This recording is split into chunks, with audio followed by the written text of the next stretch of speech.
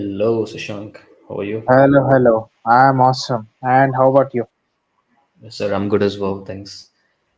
So, I think we weren't doing any live streams for some time. 2 weeks, is it? Yes, I think it was 2 weeks since the last time we did this. And I think we have.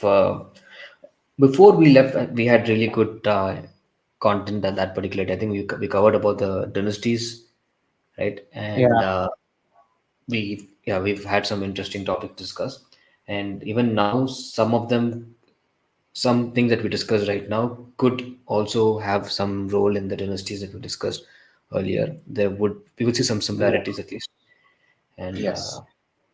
that's something we expected, I guess. So today we'll be covering brave queens of Bharat.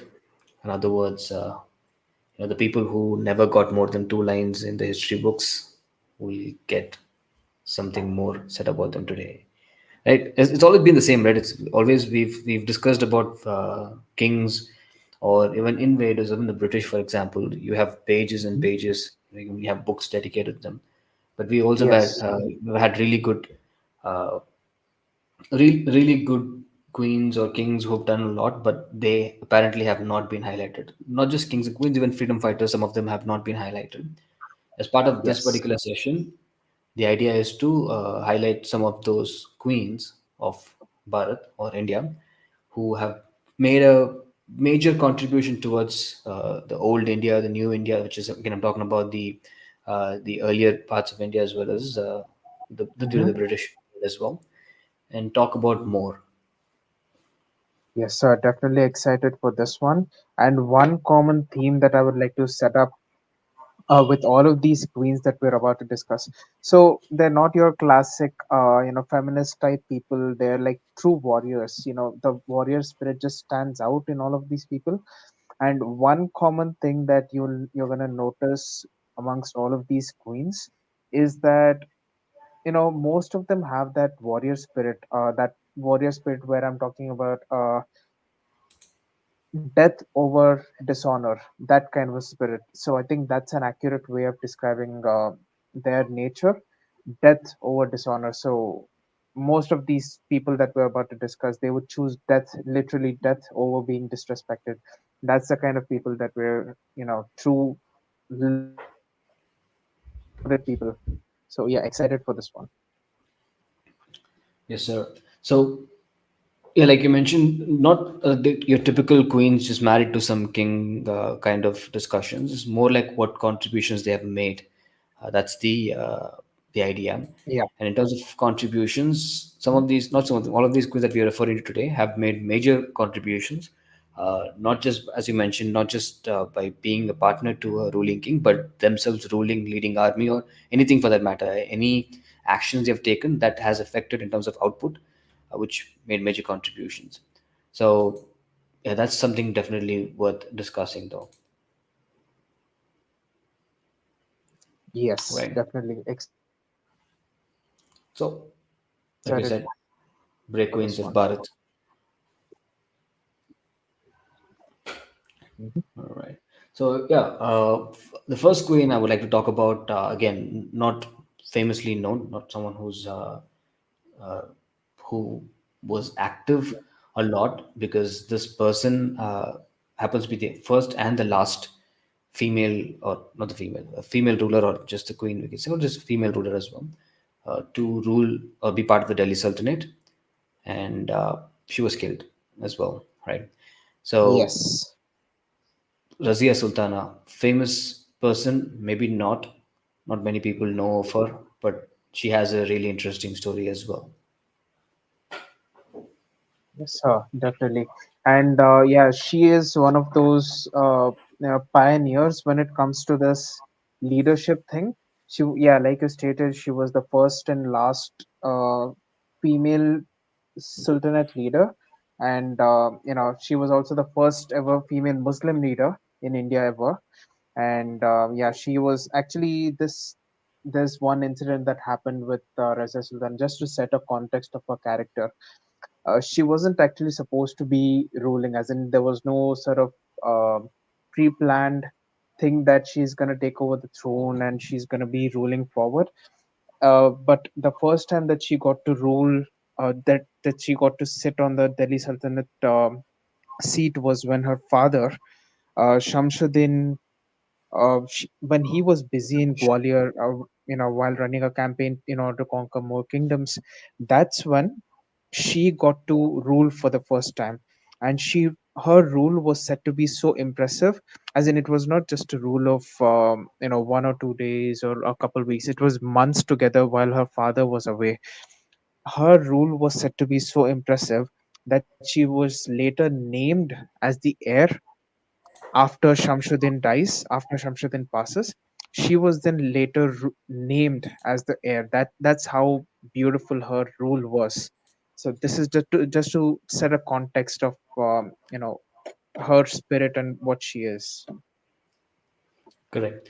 And yeah, so just to highlight a few more things about Razia Sultan, as you mentioned, she was not just chosen as a ruler out of pity or anything of that sort, right? So she had brothers as Yeah, well. yeah. She was not the only daughter or only kid. She had brothers as well. Apparently, the king, that is Mhm. Samshid Iltamish, he was also the person who finished the construction of Qutub Minar. So this person uh, Yes. gauged his sons as well as his daughter, and he found his sons not to be someone who's capable of running the country or the kingdom, right? And bear in mind at that point, Mhm. like she being the Mhm. first female of the Delhi Sultanate, or even a lot of females were not active at that point of time in terms of ruling or uh, those terms.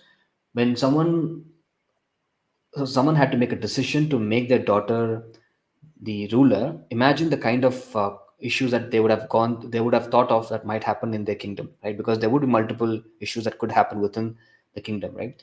But even after considering all of those things, he rejected his Yeah. sons from being the king, meaning he was firm that their sons were not fit to be ruler, which means compared to the chaos that comes after her being the queen, the damage the sons could do to the kingdom Mhm. was much higher. So he chose to, he went with his daughter, even though the risks were higher. He decided for the betterment of the kingdom, he had to take that risk, right? And that was a major Yes. decision for a king to take. Again, this is not something modern day. This is a major decision for him to take, and he also knew the consequence that she would face as well, and how they would accept her or not accept her, that's a different story. But he would have calculated all of those things, and yet he kept the sons Mhm. aside because the sons were not fit to rule. Yes. And imagine the capability of this queen, wherein she deemed herself worthy. And yeah, that's an excellent point that you mentioned. I forgot to mention that. Uh, I sort of indicated that, but yeah.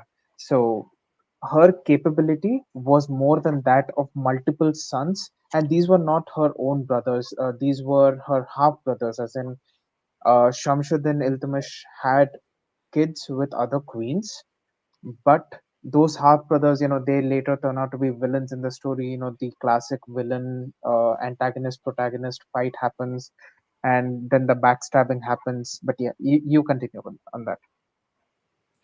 Yes, so yeah, as you mentioned, one of the wives, and that person, one of the wives who took over post the Zendar death, right, was the Hmm. mother of Rukunuddin, right? Rukunuddin was the eldest son, if I'm not mistaken, and this person Yes. was the nobles. Actually, apparently, nobles decided that he should be ruling because they didn't want to bend the knee to the female ruler, and Hmm. so he was put in position. And just like Hmm. he was put in position, and how we discussed that he was not qualified, he also showed similar, similar traits where that he was not fit to be a king. For example, he used to spend a lot of time with women and involved in activities where in his haram as a harlem, sorry, which was Yeah. considered haram by Hmm. commoners, but not for kings at that point of time. And he Yeah. was involved in those things. And at that point in time, his mother, who was one of the queens, she took control, and she was also misusing the kind of power that she had. Right. Yeah. So there was a lot of chaos at that point of time. And during this Hmm. chaos, that's when the noble people or the main noble heads of the kingdom realized that maybe they made a mistake. They shouldn't have let go of her. And somewhere around that period is when this elder brother or the person who was a king at that point of time was killed. Mm-hmm. He was in one of those not battles. It was one of those battles that he was captured and killed. At the same time, Yeah. even the mother was killed as well by the. I think she was imprisoned, or she was killed by the noble people. And that's the Yes. opportunity Razia Sultana took. She came back and she took control of the country. She still Mm-hmm. faced issues, but the kingdom was doing really good compared to what they had initially. Just like Mm-hmm. what her father prophesied, the daughter's Yes. rule was much superior to that of his son's rule. Yes. And yeah, later they sort of revolted against her, and then a whole series of revolts happened. And when these revolts happened, they were sort of given a choice to either side with her or to go against her. But yeah, at this point, most of them sided with her, seeing her, prowess as a queen, as an administrator of the kingdom, and most of them sided with her. And she also ended up marrying one of the rebels who revolted against her, and then later they both fell in love, and then they married each other. So yeah, this happens later in the story, but the original revolt that I was talking about, it started after she started appointing non-Turkic officers to important posts. You know how the Sultanate, the entire kingdom was a Muslim dominated kingdom, and the moment that Razia Sultana started seeing the capability of people not just from her community but from other communities, and then started to give them important posts, started to appoint them at important posts, that's when the big ones, the big riots started. And when those broke out, the nobles decided that, like you mentioned, the nobles decided that she was no longer fit to be a ruling entity in the kingdom anymore, and that's when she was dethroned entirely by by her, you know darbar, what we say, darbar. That's when she was dethroned. Then a couple years later, so for example, a couple years later, she tried to regain the throne, but then that's when the whole backstabbing incident happened. And then her half brother Muizuddin Bahram, that was the person who killed her at that point of time, because she was trying to regain control of the throne. And yeah, she was ruling for 4 years, by the way, and this is not the time, not including the time that her father appointed her as a ruler in his place. This is just the time that she was ruling on her own, and she was suppressing all of these riots. So 4 years of ruling in total, and then backstabbed by her half brother. Correct. And this was also motivated by another issue as well, which most people don't like to discuss. Again, there was a sense of not casteism per se, but sense of superiority in terms of their origins played a role even during the Delhi Sultanate, because during the Delhi Sultanate, slavery was still prominent. They brought in Hmm. the Abyssinian slaves, right? I think they were even during the 1800s, if Yeah. I'm not mistaken, 1800s, the British Hmm. in a ship they found three or four Abyssinian slave children, right? And they found these children in the ship, and the Hmm. British took action at that point of time. So the Delhi Sultanate did follow slavery system, and during this time of Razia Sultana, there was a slave again from the same Bayesian slave community. There was a slave who was helping her, as you mentioned, during the initial stage when there was multiple revolts going on. She came in contact with one of Yeah. these slaves, and these Abyssinian slaves they typically come from, or the origins would be somewhere in Ethiopia, but the main region is Iran and, and Mecca in those regions, right? So Hmm. once they're considered again not a superior class, not casteism per se, but in a way it's more like there's a class system over there as well, right? So we are the sultanates, we are the sultans, caliphates, we are a superior class. The slaves and other people are not someone who's worthy of being seen next to a queen or anywhere to be marrying her or anything of that sort, right? Yeah. Apparently these guys got close and she fell in love with the slave, and the Yes. slave was so close to her. At some point, she appointed this person as the royal food and stable management, something. She appoints the particular position to this particular individual. Now, this caused Hmm. another chaos. Again, she already had issues with her kingdom, with her rule, and with her being a female and everything. On top of that, she makes this move, a slave getting a position, as you mentioned earlier, right? People apart Mhm. from the Delhi Sultanate were getting positions which was not sitting nicely with the others, and then the Yeah. slave gets a position of power that was not liked. And the slave also was very close with Razia, and Hmm. since he was also the person in charge of stables and her horse as well, the royal horse, so he Hmm. used to get help her get up the horse all the time, and they were so close that he used to lift her up, and this was the problem for the slave to touch Razia Sultana, right? And apart from all the riots, the final blow or the main reason that she had to die was because she fell in love with a slave. Even though she was a queen Yeah. of her own kingdom, she didn't get to choose who she could marry or who she could be with, right? And that essentially Yes. caused the death of her. Yeah. That was one of the main reasons why she had to face death eventually. Yeah. Right. So yeah, there isn't much info about Razia Sultan in terms of our history textbooks. You don't find a lot because, as you mentioned, 4 years is what she ruled, and Hmm. typically the most of the history that we have is either the Marxist way of history or the British, whatever they left, or any other lobbyists who have some kind of influence in the histories, right? So now we see Hmm. different people coming up with more information, of other people as well, and hopefully there is more. And as you rightly pointed out, there are several battles that she had to fight within the 4 year period, right? And Hmm. those eventually would have to come to light. That people get to know, people get to see what are the battles that she or people of that particular time faced. Right? And Yes. all of this happened somewhere in the early 1236 CE and 1240 CE. This is the duration pretty much, right? And Hmm. this again way too early. We're talking about way before the Brits involved India, invaded India, sorry. And this is way too early as well. This is the beginning of Hmm. somewhere in the beginning and the mid area of the Delhi Sultanate. So we have more of these eras. Delhi Sultanate did rule for a longer period of time, and Razia Sultan also appears elsewhere. I think later when we move forward, she did make other contributions. We will discuss about those, especially the mosque that she built in Vishwanath Kashi Rameshwaram, where she built a mosque under her name called the Razia Mosque, which is Yeah. also quite famous and also part of a major contention. Which, as you know, the Kasi Vishwanath temple is an ongoing last, uh, let's just say 600 years or something, or more than that. It's in contention, though, or more than 600 years, if I'm not mistaken, right? And just I think the it was British 600. period, Yeah. yeah, just the legal case itself is going on for a very long time, and that's since the time of the British in the 1800s. The cases with the British court, but before that itself, around 1146 CE or something, when initially the building was destroyed. No, 1147 CE, I'm guessing, when the temple was destroyed. Since then, it's in contention, and she builds a mosque called the Razia Mosque, which appears later on, where that also becomes another area of discussion at some point. Yes. So.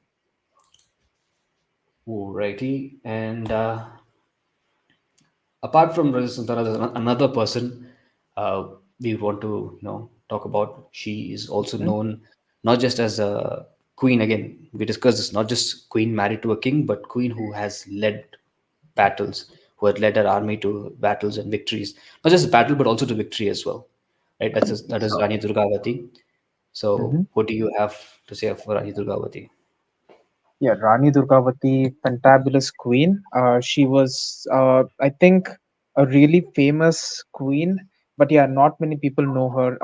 She's not in the textbooks and she's not very famous. But yeah, she is a commendable queen. She was the queen regent of Gondwana, the Gondwana region that's, today.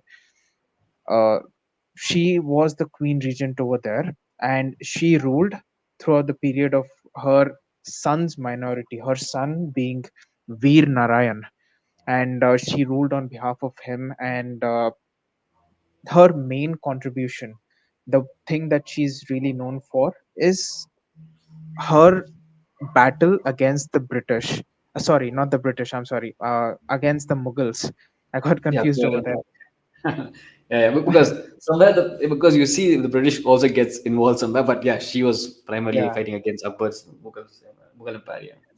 Yeah. So the Mughal Empire was the main point of talk over here. And Akbar was the person in rule at this point of time when, Durgavati was the queen regent of Gondwana. Akbar was the one who was ruling the prime sultanate.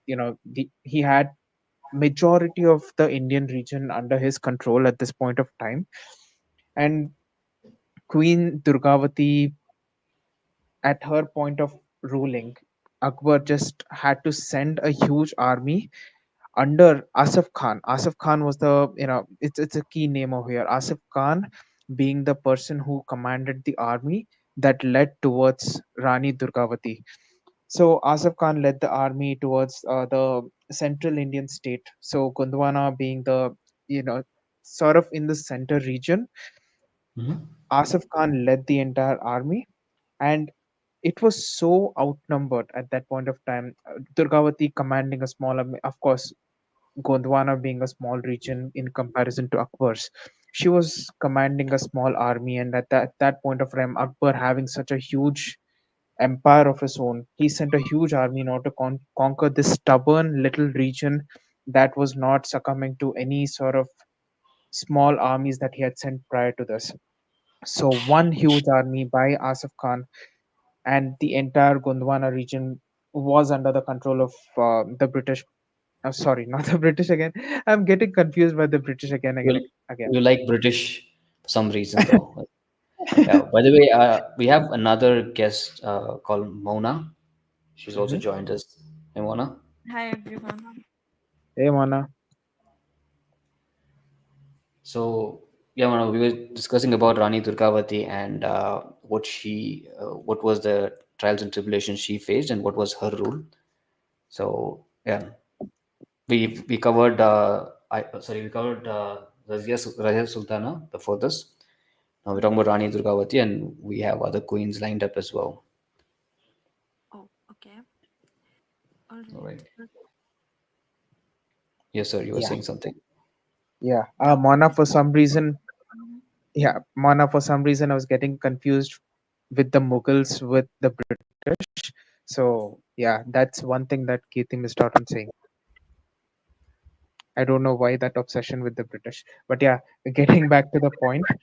So, I was telling that the army sent by Akbar, commanded by Asif Khan, Mm-hmm. knowing that defeat was inevitable for Rani Durgavati, she, in order to save her honor, in order to save her pride, Mm-hmm. after knowing that her defeat was certain, she just ended up stabbing herself to that. As in, it was not just a gentle stab.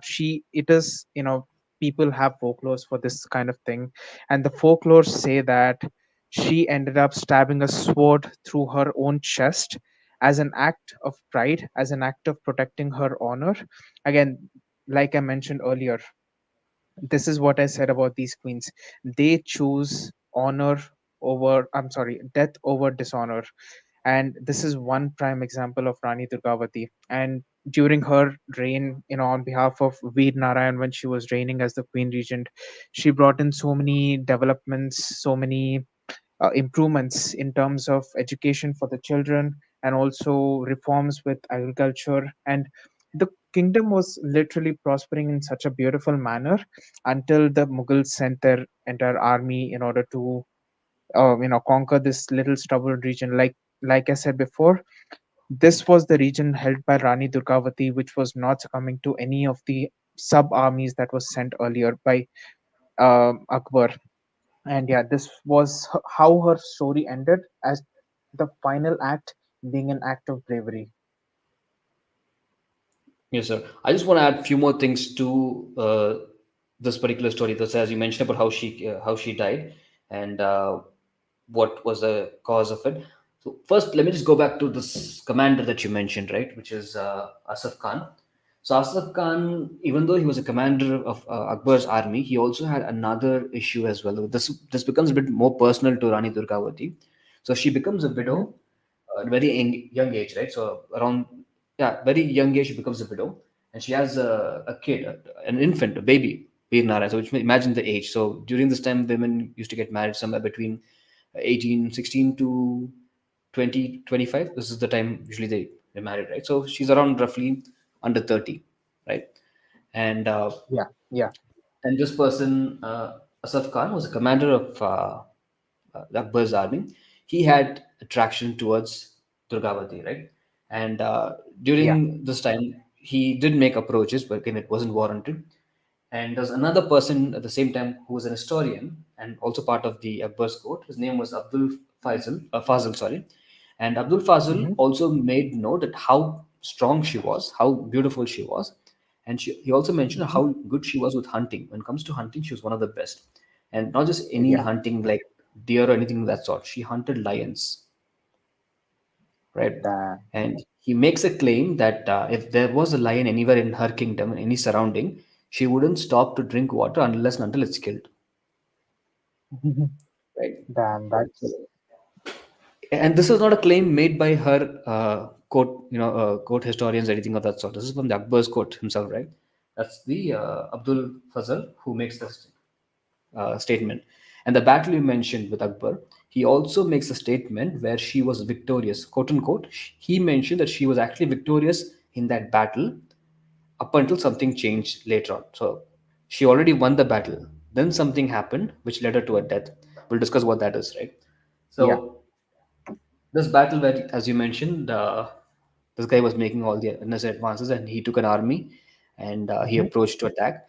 And Rani Durgavati had, I think, if I'm mistaken, around 5,000 soldiers at that point of time. Around around 5,000 to 5,500 soldiers. So that's what the Correct. approximate number of soldiers were.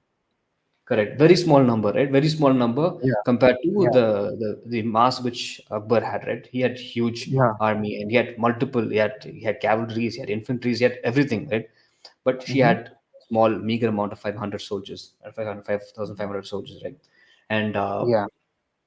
they went to battle, and with her command, right, they were winning the battle. That's what Mm-hmm. Abdul Fazal mentioned, that they were victorious, right? Mm-hmm. This battle went on for 3 days, and during this time, at this point when the battle happened, Veer Narayan, we're talking about when she took over the kingdom, and when Mm-hmm. this guy Asaf Khan was, interested in her. She was young, but during this time, Veer Narayan also grew up. When the battle happened, he also grew up, and Veer Mm-hmm. Narayan was also part of the army. Like, he was also part of the Yes. army. Again, not an older person, but during his teenagers, more or less, right? He was part Yeah. of the army as well, and he was also a brave warrior because he broke the line 3 times, and then he also pushed forward. Mm-hmm. And during that fight, is somewhere after breaking the line 3 times, then he was hurt by the Mughal rulers, or the Mughal army. And Mm-hmm. immediately what she did was she asked her soldiers to take her son and leave. And him Yes. being the crown prince, a huge portion of the soldiers walked with him to their kingdom, leaving only 300 soldiers. This is our own version of 300, by the way, just so you know. Only instead of King Leonidas, we have Rani Durgavati here. And but yeah, nobody knows. Like, who cares? Everyone is in India. Who cares? But yeah, sure. Uh, just 300 people, 300 people fighting that battle, and again, she was successful. She was winning the battle, and she was getting to a point where they were about to win. But again, since the army was the number of people on the other side was quite high, she took Yeah. 2 arrows. I'll, Mm-hmm. I'll tell you why this is one of the most badass stories. She took 2 arrows, one to her temple and Mm-hmm. one to her neck, right? Yes, An sir. arrow went to her temple and one to her neck. She didn't die, she Mm-hmm. fainted, right? When I was going through this one, I was under the impression, like, wait, what is happening here? Like, I thought I was under the impression she would have died after taking 2 arrows, but she didn't die. She Yeah. she fainted. Then they took her from the battlefield. They kind of retreated. They just took her from the battlefield, and I think her commander or one of her soldiers took her, and she asked him to kill her. He says, "You need to kill me. I can't fight anymore because I'm wounded badly. You need to kill me." Yes. And then he refused Mm-hmm. to kill her because she's the queen mother, and he's like, "Nah, I cannot kill you." And that's when she takes a dagger, she stabs herself in the chest, and then she dies because like you mentioned earlier, right? And whatever Yeah. happens, my Mm-hmm. virtues will not be misused by this pervert of a person called Asaf Khan. And That's they true. also know that Akbar at that point of time did take female slaves, and if I'm not Mhm. mistaken, back there were some reports which also mentioned the women who are of different community were stripped naked, right? And Mhm. there would be slaves. Some of them would also be sold to different regions and different countries as well. So slaves from India were sent to different countries, especially slaves as in queens or someone from royal family were valued more. So she didn't Yes, want sir. to get any of those things. So she stabbed herself and she died. And post that, did that story end right there? No, because after some time, the son also was defeated and they took over the Mhm. kingdom. Sadly, yeah, Akbar took over the kingdom. But when he took over the kingdom, he saw the amount of wealth that they had. For yeah, Yes. Akbar, who conquered multiple regions, looked at the wealth and he was still surprised. Like, dude, there's so much money in India. Like, we should have, taken this kingdom long back. I guess there's so much wealth here. Right? That's so because if you remember, if you go back to the discussion, right, during the Mughal time, people say during Mughal time, India was also one of the wealthiest countries in the world, right? And where did the money come from? All of these wealth was, been hoarded over by for a very long time and been passed on from generation to generations, right? And they were all there. And the Mughals, when they started invading and conquering multiple regions, they were able to excavate all of this gold. Yep. And So then, much gold. I think it yeah, was worth so much. multiple billions, upwards of billions of dollars, right? Yes, sir. A lot of money though. Uh, Frankly, I don't have the actual figures to be honest, but a lot of gold was taken from Durgavati's kingdom though. Yeah.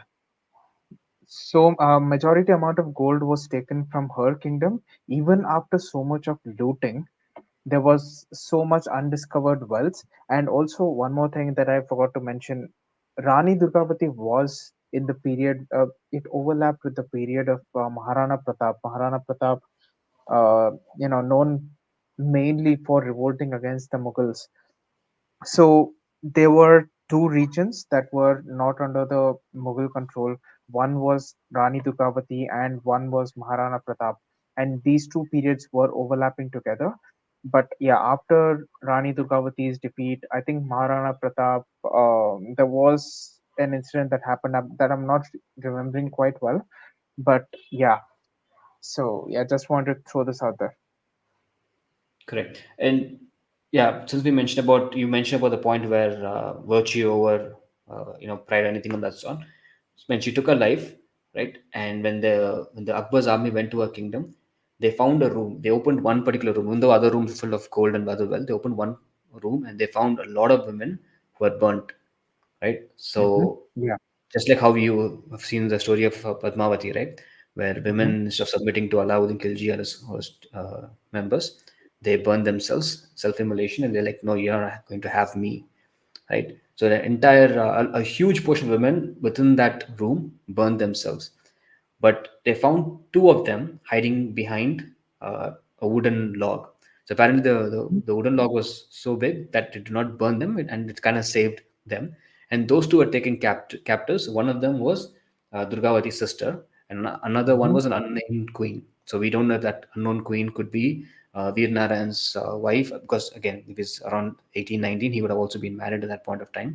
So we don't know if it was his wife or a sister. We don't know who that other person was. She was an unnamed queen or unnamed princess. But Durgavati's sister, I forget her name. I think it starts with K or A. I'm not sure. Uh, She was captured, I think it and was. Wait, I think I remember reading her name. I think it was Kamal something. I think it was Kamala yeah, Kamalavati. Srimati, yeah, probably Kamalavati, I guess though. I don't know if it's A or K, but yeah, but it ends with Vati as well, just like Durgavati. She was Mhm. captured again. She was taken as slave, and all the other shame that she had to face. Yeah, and she was. I think she was taken in by Akbar himself, as um, in some places it is written that Kamalavati was welcomed into the house of Akbar. In some places, it is written that she was taken as a slave by Akbar. So, not really sure what. I think the second part is true. Slavery part is true. I think. Slavery, Not sure. this follows a trend, right? If you look at the entire sultanate from the time of the Islamic invasion from Muhammad Ghazni or Gori, right? From the time of Ghazni, and whatever caliphates were there, not just in India but also in other parts like Afghanistan, Iran, Persia, and also the Ottomans. They all took women as slaves, right? They all took women as slaves either for for the hard labor, sexual purpose, or for wealth in terms of massing wealth, or in terms of using them as a token to capture other kingdoms and those kind of things. They always used them. And so it's the same trend was followed over here, but we had historians who kind of whitewash certain things because they didn't want to affect certain things. So we had those instances. So they made it look more nice in the history books. Some of Hmm. them, yeah, they have sugarcoated certain things, but generally speaking, the trend which the Delhi Sultanate or the Mughals or the Khiljis or Tughlaqs, they all follow the same thing, right? So I would go with Hmm. the one which has a trend which has been followed, which they were captured as slaves, and also they were humiliated and other things as well. Yes. And yeah, they did have a reputation. I think I mentioned this in another podcast. The Mughals had a reputation of violating the dead bodies of women. Even when they are dead, they used to violate those bodies in a sexual manner. So I think there's a term for this, necrophilia or something. I'm not sure, but Yes, sir. yeah, that's the whole reason for the sati practice to take place. In just to protect the honor of dead women.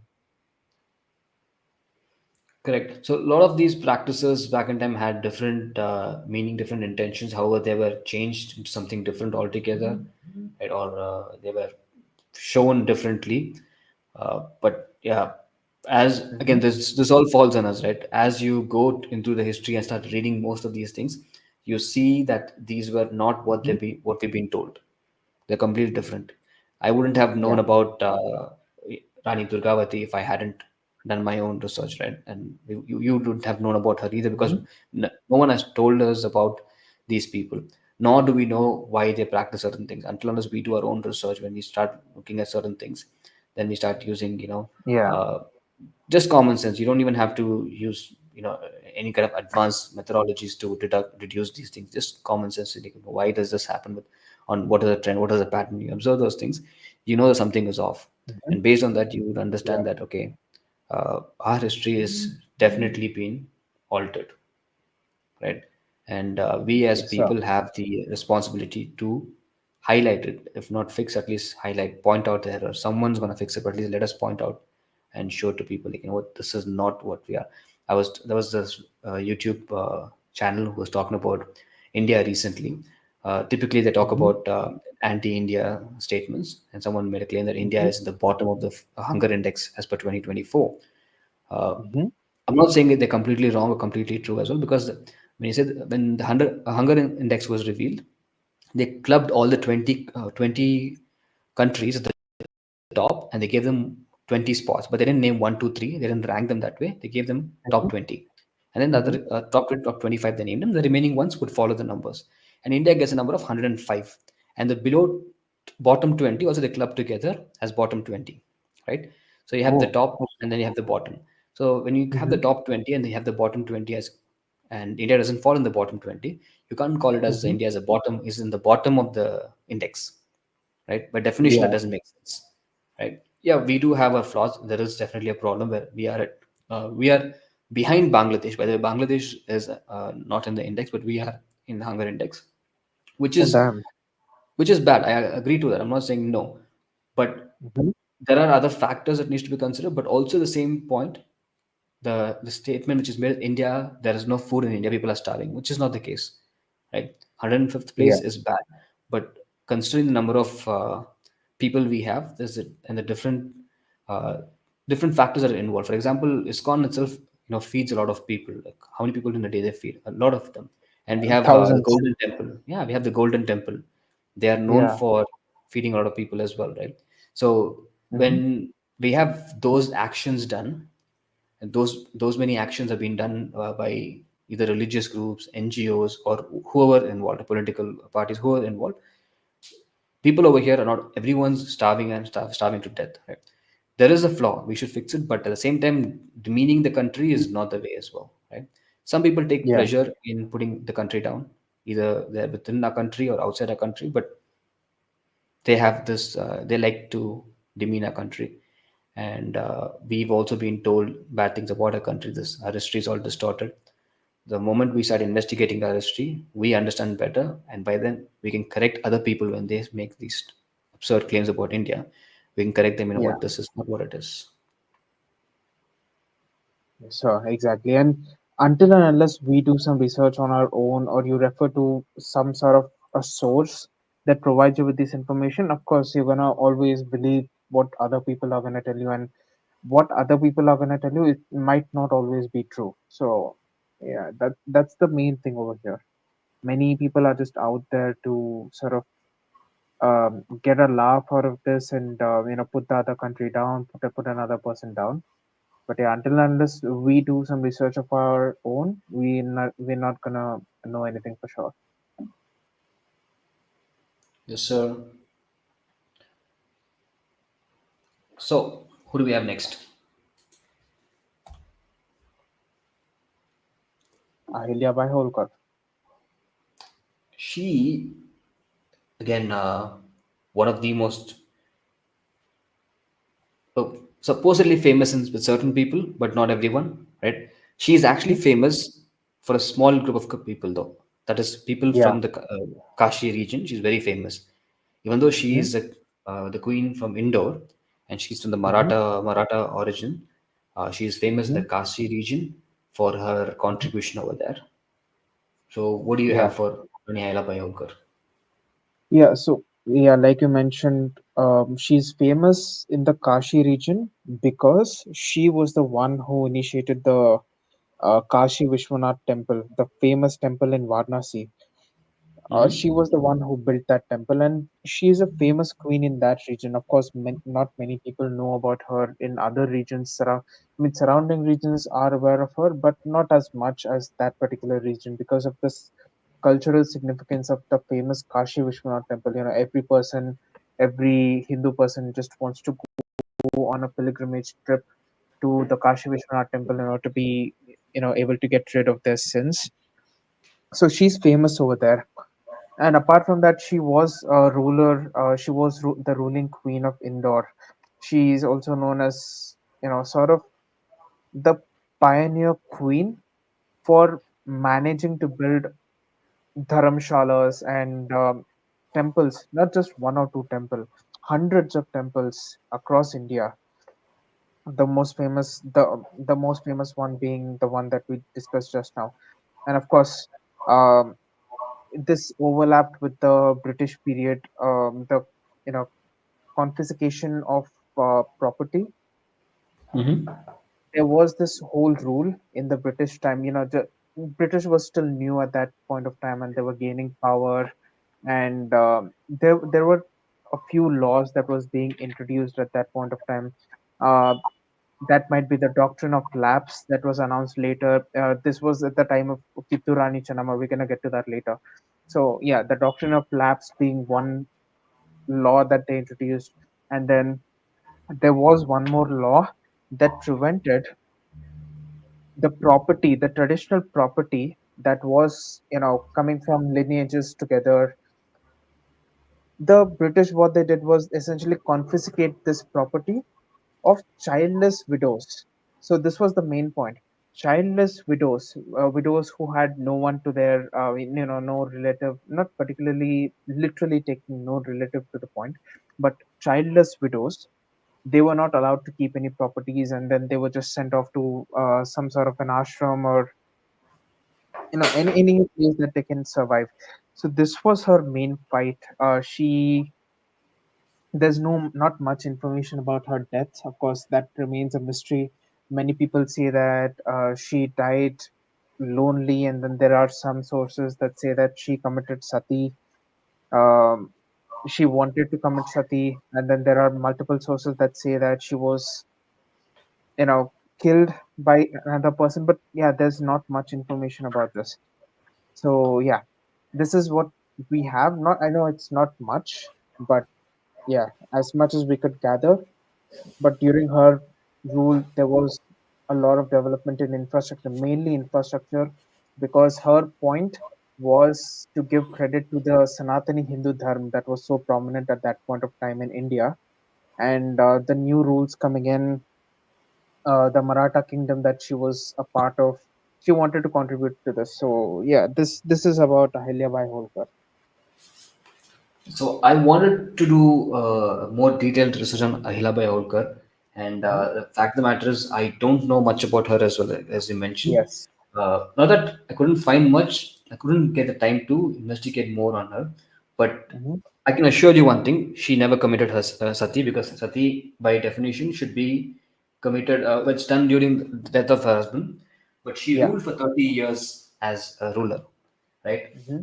So that's another thing. That's where the change comes. Right? I couldn't find a lot, but based on what I found, the information goes as this: she was widowed at the age of 29. She lost her husband, then she lost her son, the little kid as well, soon, Yes. right? And Hmm. she was not the ruler at that point of time. She was Hmm. just a daughter-in-law and a widow. And once her father-in-law, who happens Hmm. to be the king of Indore, his name was Hmm. Malkar Rao Holkar. When he passed away, she took over the mantle of Indore, right? And Yes. why was she famous? I'll tell you another thing is, like I said, she ruled for Hmm. 40 years, right? Sorry, 30 years. Sorry, my bad. 30 years she ruled. Yeah. And Hmm. we've seen the previous queens that we mentioned, right? 3 years, 5 years, 10 years. They've ruled, but they have faced their own problems as well. And Hmm. as you mentioned, the major problem at this point of time still would be women being in power. Is not just back then, even now it's not widely accepted most of the time. And on top of that, we had the British with their rules, where if you're a widow, if you don't have a kid, and your property is my property. British would always find a way to make your property my property. They have this simple, this meme, right? This Hindi meme where he talks Hmm. about you get one, I get one, and then I get two, Yeah. you get two. That's pretty much how British operated, right? So you have Mm, something, yeah. I have something. Whatever you have is mine. Whatever I have is not yours. That's how British worked, and they found every Yeah. possible way to take things from India. We've discussed Hmm. about in the Tirupati Laddu incident as well, right? How they created a law in 1815 just to steal money from the temples, right? So Yep. that's how far the British would go, and they went same thing over here. They went crazy on the widows, childless widows, to take their property. Especially she being a queen of as of Hmm. a major royal family, that was Hmm. something. But she didn't just give up that easily, right? She Yeah. fought, and during her rule, it was considered as one of the golden eras of the kingdom, of that particular kingdom. It was considered a golden era. We had a couple of golden eras. Uh, as a overall country, we had golden eras. We had Guptas, we had Cholas, we had the Mughals. Yep. Right. But this one, no one talks about the golden era of Indore at that point, because again, small place, unknown queen. Uh, Hmm. this is again when time of uh, the Brits were there. At the same time, we also had some kind of Mughal rule going on. That some minor caliphates were there. But Hmm. yeah, no one covered Ahilyabai Holkar. But yeah, she ruled for 30 years, and her ruling was so good that it considers a golden era. But before going to her, we just want to cover some history before I go to Ahilyabai Holkar. Hmm. Again, since you mentioned about Kashi, right? Kashi Rameshwaram temple is where that the entire fame comes from, where she contributed towards the temple. So before her, there was another person called Narayana Bhatt, who paid for the golden globe atop of the Kashi temple, major Hmm. contribution. Ailabai Holkar did not spend too much in terms of money when it comes to the Kashi Rameshwaram temple. She built a Hmm. small temple, but at that point of time, the Mughal rule was the rulers were quite crazy in terms of destroying Hindu temples. So what her plan was to establish a temple so that the place does not lose its value and its name. So she built a small temple, and the Garbhagriha usually is lifted. It's not placed on a flat area. There's always a little bit of lift in a Garbhagriha. But Hmm. what they did was they placed it slightly inside, as in like slightly in the underground method they placed. That's not how traditional Hindu temples or idols are situated. The Yeah. reason why they did is if it is under attack, right, by Hmm. the invaders or by the ruling kingdom at that point of time, they cannot destroy the Shivalinga. That was the plan. Yep. Mm-hmm. So not that she didn't have the money to set up, she spent a lot of money to set up multiple temples, right? But she was very smart as well. She set up smaller temples so their name and their history is not removed from the people's mind, so that they remain no matter what. That Yeah. was the innovative way that she approached, which was good because they've had bigger temples, like I said, right? Narayana Bhatta built a bigger one, but again that was destroyed by, if I'm not mistaken, Khilji. I think Alauddin Khilji, or Yep. I think it's Khilji. I guess he was the one who destroyed, or Tughlaq maybe. I'm not sure who destroyed it. They destroyed that part of it. The golden globe was destroyed. So they built a small one, and since it was a small one, they did not pay attention to it. They let it go, which was beneficial at Yeah. that point of time, right? Mm-hmm. And sorry, not to not just Khilji. Sikandar Lodi was another person as well, right? He ordered roughly around 1,000 temples, or all the temples, a thousand, all the temples in Kashi place to be destroyed. So all of those temples in Kashi area was not Mm-hmm. just by restored by the subsequent rulers, but also by Ayla by Holkar. She placed a major emphasis on building those temples again, right? Yep. Mm-hmm. She's also famous for one more thing. As you mentioned, the Somnath temple, you already discussed it, but one more thing she's famous for as well. There is a sari called Maheshwari sari, which has a very special weave. What she did was she learned this. I know she learned this weave from her family, like a passed on from generations or something like that. She brought in all the weavers all across India, and she taught them this particular weave style, and that gave birth to a sari called Maheshwari sari, Oh, right? damn. Which means she was not just a warrior and a fighter; she also had arts and other skills too. Teaching bringing an entire form of fabric and also an entire form of clothing in existence, meaning that she would have that kind of knowledge, weave pattern and stuff, Yep. Yes, sir. right? And yeah, since we're talking about Kasi here, Kasi did go through a lot of problems since the time of Qutbuddin Aibak. There's been multiple issues, multiple temples destroyed, same temples been built Mm-hmm. multiple times. All of that happened. But Ayla Bai Holkar was not just involved in Kashi, as she was a queen of Indore. She also played other major areas and other areas, other places as well. She comes in the Chalukya rule, as in the kingdom, Chalukya kingdom, more or less, and she Mm-hmm. built temples in all other surrounding regions as well. Wherever temples were destroyed, she played role there, and she got the temples in place. Yes, sir. And also one more thing that I forgot to mention. I was going to mention it earlier. You said that she also lost her husband. She was widowed at the age of 29, and Yes, also sir. she lost her son. Correct. I did read earlier that her son, she was the one who sentenced her son to death because of a capital offense. So that's how benevolent of a ruler she was. Because of what? Sorry, A capital offense, capital offense. Okay. yeah, against the kingdom. So there's not much information upon this capital offense, what the crime was exactly, but it was against the kingdom and in favor of the Mughals. So her son was the one who committed this crime, and then it is said that he was later crushed by an elephant as an act of punishment by his own mother, Rani Ahilya Bai Holkar. Got it. Yep. So she's done a lot, and again, not something which has been shared with a lot of people, but she's done a lot, right? Hmm. And her major role is that she was considered as someone who started the renaissance of Hinduism at that point of time, where Hinduism was facing a major uh, issue with the temples and other things being destroyed, and there was constant fear. She was brave enough to start building temples, even though the ruling government or the ruling kingdom didn't approve of any of it. She went all Hmm. over India to build temples. Right? Yes, That's a sir. lot of courage, by the way. We're talking about from north even till southern regions as well. Though several places in southern regions, also she's built temples. Yes, sir. And the southern regions one were the smaller temples, in compared to scale. But yeah, the most prominent one being the Kashi one.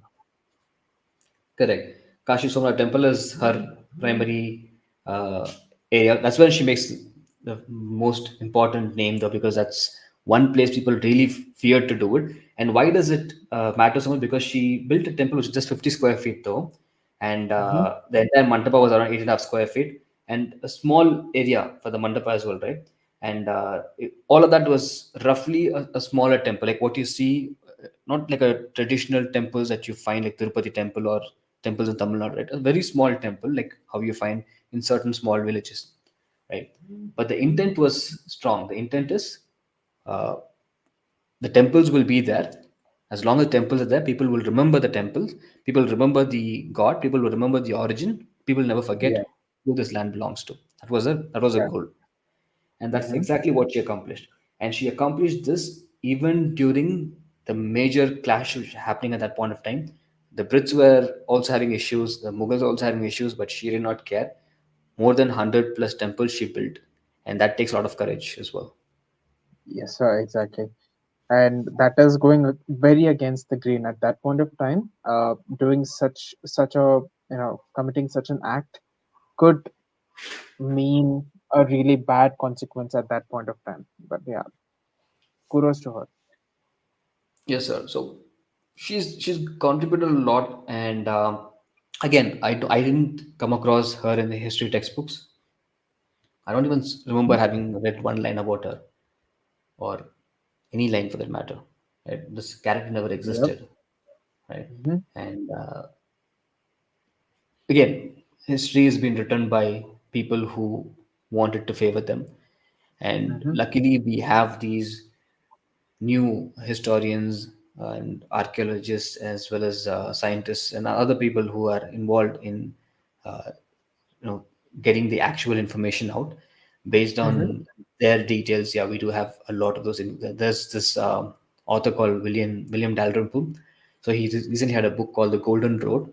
I haven't read the book yet, but I was just watching the podcast where he talks about what's the contents of the book. And Mm-hmm. something that he mentioned which that made me think, like, either we are so smart that we got arrogant, or we're so stupid that we deserve to be treated this way. Like, that's how the idea would go. Because there are two kinds of numbers, right? We have the Roman numericals, or Roman numerals, and then you have the Arabic numerals, right? The Yes, X, sir. V, and all those things are the Roman, and one, two, three Yeah. are Arabic numerals. And we've been told Mm-hmm. zero was invented by India. That's the only thing you get credit for. So William Mm-hmm. Dalrymple says, no, people. In Arabia, the numbers are called Indian numerals. Since the Westerners got it from Arabians, they call it Arabic numerals, but Arabians call it Indian numerals, which means the entire number system came from India. 1 to 10 came from India. Yes, sir. I agree with that. And the whole Arabian system, it was named later when people started to come into India and then take this knowledge and then go out of India to spread that knowledge. That's when, the first point where it spread from was Arabia. So then at that point of time, they just ended up naming it the Arabian system. That's what got me like, okay, what else did we lose? Remember, we had a discussion back in time where we were watching this YouTuber where he talks about what's his name, Project Shivoham, right? Yeah. And he makes a detailed discussion in terms of science as well as uh, gravitation and all the laws. And he talks about, Hmm. just because we don't know Sanskrit, we lost a lot of things. If I'm not, and he makes his claims, I'm not saying that whatever they invented, they copied from us. What I'm saying is, whatever they invented, there is a high chance we've already done it. But since we couldn't decode them because we didn't have the knowledge of our languages, someone else did it later, couple of hundred Hmm. years later, and they got credit for it Yep. Yes, because sir. we don't have knowledge of our history apparently. So much history is lost, so much history is burnt to the ground. So many invasions took place, so much of it was lost altogether. And so many lazy people around, and Yep. so many people don't find history or India cool anymore. So like, can't blame them as well, like, because we never made it. See, for example, we mentioned about the 300, right? We know 300 as a concept because we've read about it or we've watched the movie, mainly the movie, I Yeah. guess. So that's what made it famous, right? Yeah. We had our own 300 over here with Rani Durgavati, right? And again, even though that exists, nobody knows about it because we didn't want to make our stories as famous. Take the Greek, take the Romans, or even the Egyptians, right? Their stories are quite famous. Even today, people know what culture is from where. And when it comes to India, people know a couple of gods, right? And most of the Yep. things are just bad things about India, like sati system, caste system. This why? Because they don't know what these things are, and then start blaming them. You know what? India, oh yeah, caste system, oh yeah, sati system, oh yeah, you don't have bathrooms, oh yeah, you guys are bottom food hunger index, you guys are third world country, right? Just those statements. Yeah, I mean, you can't even blame the people, right? The people who are hiding the information, all this information about, such great warriors, Ahilyabai Holkar, Rani Padmavati, and Rani Durgavati, all of this information is not in our textbooks. Why? Because the people who make the textbooks are being instructed to remove all of these pieces of information and then instead put in information, about politics, about how one such leader existed at the time of British who was solely responsible for uh, granting freedom for India. And I'm not gonna name, of course, if I name them, then that's gonna be an entirely separate issue. But yeah, but yeah, you get the point, right? Yes, sir. Things that are supposed to be in favor of a certain party, a national party, that is what's being projected in the textbooks and that's what's being taught in schools. But things that are supposed to be prideful to our nation, that's never been mentioned once, not even an honorary mention. So yeah, not the people's fault, but the people who are within the country are the country's villains. Yeah, I think that's a fitting thing to say. It's interesting because I know you don't want to name people, but I like to name drop at least one or two. This goes back to the first president, right? Yeah. And that's Dr. Rajendra Prasad, and we had the first prime minister, which is Nehru. Mm-hmm. So initially, there was a time post independence that the temple, which is again the inauguration of this particular temple, which is Kashi Mm-hmm. again, Jyotirlinga, if I'm not mistaken. And Mm-hmm. when the temple was supposed to be inaugurated, they invited Rajendra Prasad, and Nehru was against it. He's like, no, you are not going to the inaugurate temple because that is not the right way, right? And Yeah. essentially, there was a way where the kind of strongholder, strong-armed Rajendra Prasad saying that, you know what, you're not supposed to go there. Him being the president, he was told by prime minister like, no, you don't get to go there. Don't.